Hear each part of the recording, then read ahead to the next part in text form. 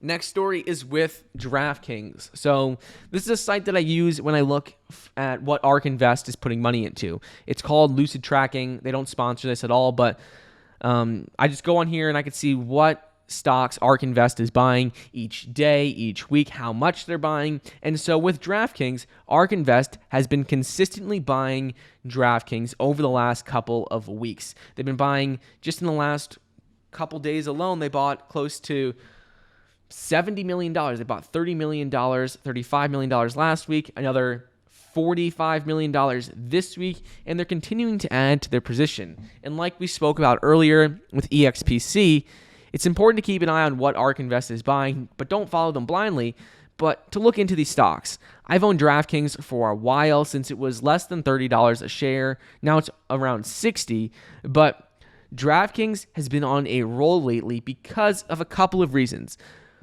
One was they processed one of the largest sports bets ever online with the Super Bowl in February, but also we're seeing more and more states legalize sports betting.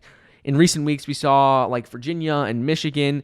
Those were two new markets that opened up for DraftKings, and we're continuing to see more and more states legalize sports betting.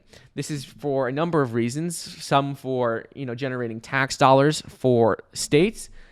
And I think we're going to continue to see this moving forward, and DraftKings is one of the main players in this space right now. They're going to continue to grow, in my opinion, because as more states legalize sports betting, DraftKings is already a major player. DraftKings has partnerships for fantasy sports with the NFL in the US, and also they have an exclusive partnership with them in Canada as well, which was just announced. So as sports betting becomes legal in other countries, like in Canada, in other states, I think we're going to see DraftKings be a major player there, especially with the partnerships they've developed with the NFL and other major organizations over the last couple of weeks and years.